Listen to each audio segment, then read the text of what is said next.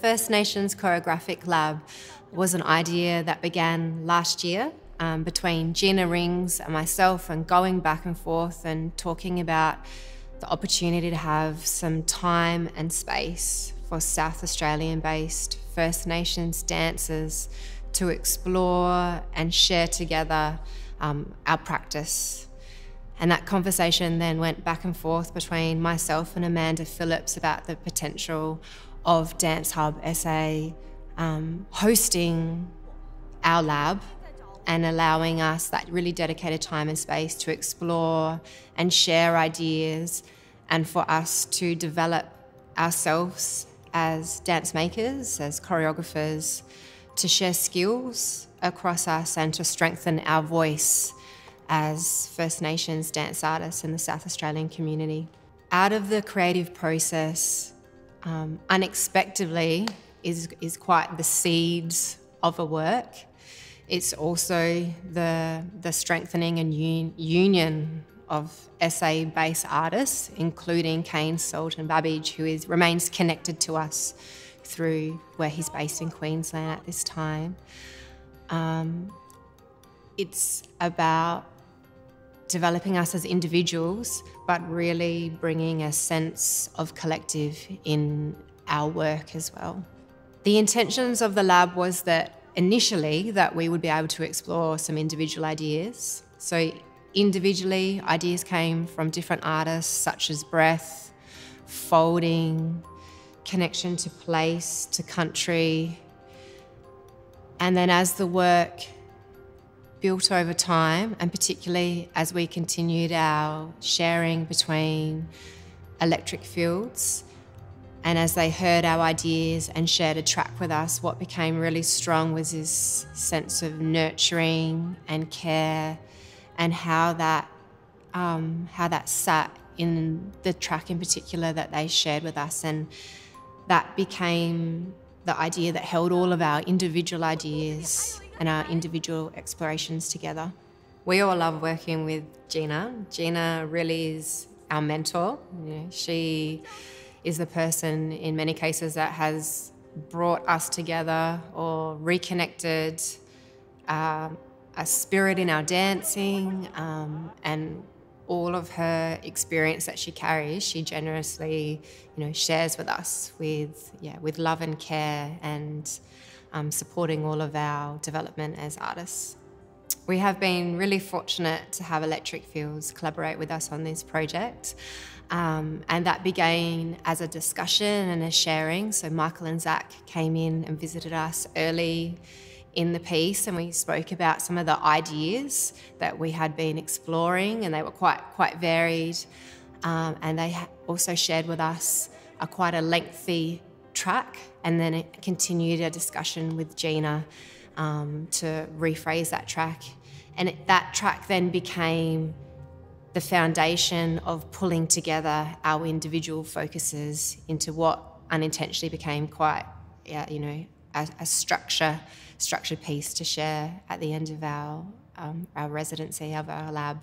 And as those who were with us today will see, that it carries really deep emotion and connection to us. That final piece carries that story of Zacharias, and that feeling of running and of loss, and of children being taken from their mothers. And it connected to ideas that we were already exploring of nurture and care. And unknown to us, it connected to this idea of breath that was already being explored and initiated through Gina Rings. And Zachariah's incredible voice empowers us. I really hope that the First Nations Choreo Lab continues. It continues to be a space for established artists, for mid-career artists, to share with developing and emerging artists, to ensure that there is a strong First Nations arts dance community here in South Australia. That's a passion of all of ours.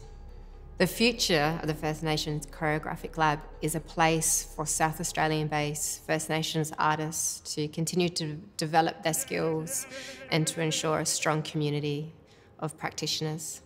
It was such a pleasure to have the First Nations Choreographic Lab here at Dance Hub SA, and I'm very much looking forward to that relationship continuing and to grow and to blossom. I think it's it's invaluable really. It's not just valuable, it's invaluable. We don't even know what can come of this now until we've done it and explored it in years to come.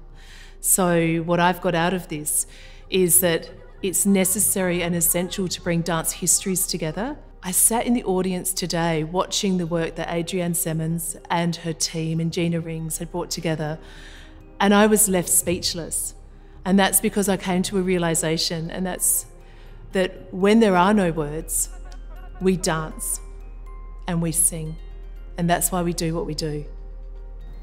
It's been a really hard process as well, like very emotional process for all of us.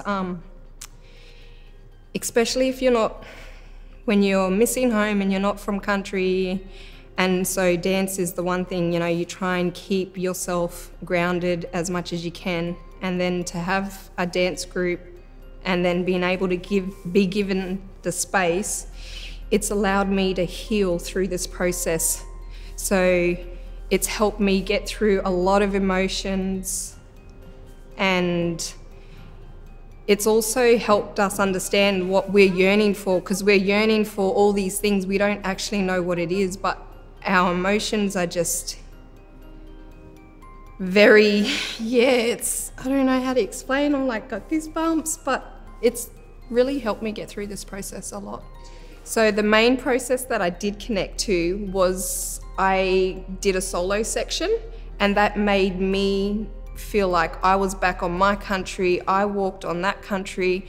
I painted myself up here. And I was being strong here, and I was protected here. And it also allowed me to show what I was feeling as well. So then I'm not keeping it here anymore. And that was the best part about performing it, is letting it all out. Painting up made me feel like I was being protected by my ancestors, where I'm on someone else's country at the moment. And we also have a really strong gesture in our piece, which is another thing that I use as a healing, and I base it around the 7 chakras. So we used all of this movement to align all of our chakras up as well. Because I'm not on country, I can't get my spiritual connection and healing, so I also use that as another way to heal. Working with Adrianne and Gina has been such an amazing experience. They have, so much knowledge, and their mentoring and the way that they nurture us has been amazing as well. They've given us a lot of freedom as well to explore and to, just really bring our own style of dance into it. So it's been really really amazing and magical experience, because it's just that freedom of just exploring different stories and that. So yeah, it's been amazing. For me personally, I feel like it was first of all just listening to the song, listening to the music, connecting to the story, because this subject of children getting taken away, it's still such a real and raw thing in our community. It's still happening right now. And then working with the girls, talking about our own experiences, I felt like that really brought the spirit together, and we really connected. So a lot of the gestures in here where we're really nurturing towards each other, where we're grabbing our stomachs, we're breathing in, we're connecting with each other with every movement, and I feel like that's what brought it alive, connecting with each other, telling those stories, and then doing that through movement.